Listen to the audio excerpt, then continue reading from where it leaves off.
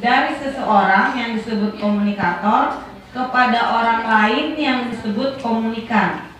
Komunikator atau pengirim pesan memiliki peran penting dalam keberhasilan suatu komunikasi.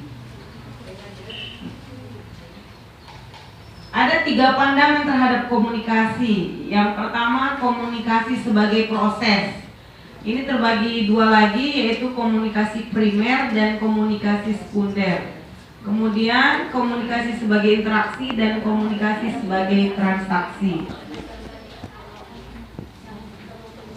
Unsur-unsur dalam proses komunikasi itu ada sender, ada encoding, message, media, decoding, receive, respon, feedback, dan noise. Ya, ini sama, bentuknya berbeda. Kemudian tujuan komunikasi itu agar pesan yang diberikan komunikator dapat dimengerti komunikan. Kemudian dapat memahami orang lain. Kemudian pendapat kita bisa diterima orang lain dan bisa menggerakkan orang lain untuk melakukan sesuatu. Ingat tadi cerita yang disampaikan oleh Pak Erik ya, komunikasi itu harus jelas, penggunaan kata-kata, bahasa juga harus tepat. Itu saya ada teringat sebuah cerita. Ada seorang bapak-bapak dari desa, ya. Dia pergi ke kota karena kebetulan anaknya sedang mengikuti studi di kota besar. Ya, kita bilang saja si bapak ini dari mana Bu kira-kira? Dari Spiongot. Ibu Rosmawar dari Spiongot enggak ya? Adalah dari sebuah desa, kemudian pergi ke kota dan ternyata dilihat anaknya sudah berubah. Loh nak, kau lain. Bapak tengok, kenapa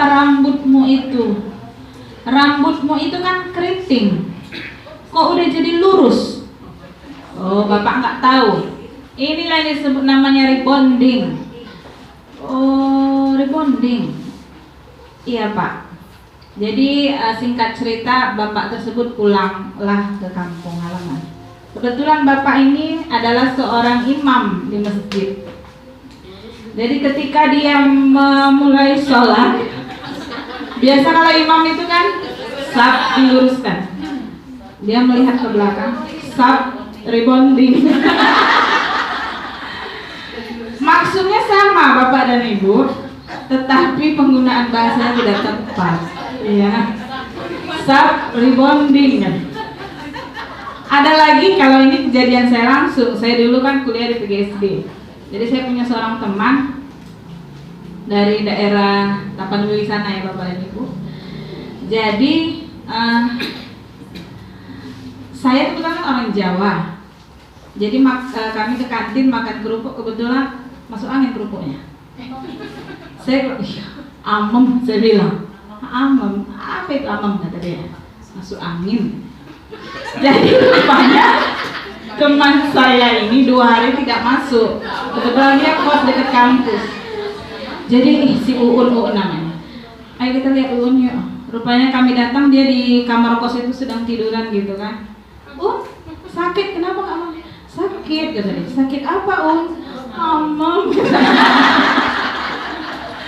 Dia artinya sama Bapak dan Ibu, tapi penggunaan tidak tepat ya. Jadi saya tanggapannya hanya ketawa saya. Aduh, kok amem? Amem itu untuk makanan kerupuk gitu kan. Oh, kemarin itu kan kau nggak bilang katanya. Dipikirnya itu sama. Dipikirnya itu bahasa orang Medan. Jadi ketika ditanya sakit apa? Amem. Jadi nanti Bapak Ibu jangan membariskan anak-anak rebonding, barisan di rebonding. Ya. Oke, jadi sebenarnya apapun ceritanya, komunikasi yang efektif itu adalah sangat penting ya Bapak dan Ibu. Anak-anak kadang bisa salah pemahaman kalau kita tidak menyampaikan komunikasi dengan benar. Baik, hari ini Bapak dan Ibu sudah selesai